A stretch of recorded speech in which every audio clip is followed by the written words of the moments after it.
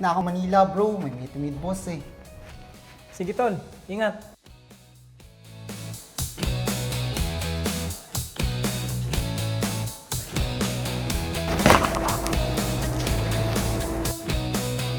Tol, nakalayo ka na ba? Naiwan mo yung envelope mo rito. Mukhang importante.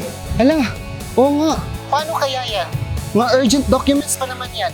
Huwag ka nang ma-stress, sir. May naiwang gamit sa hotel? I-frontis pa na lang, Genti mo na yan.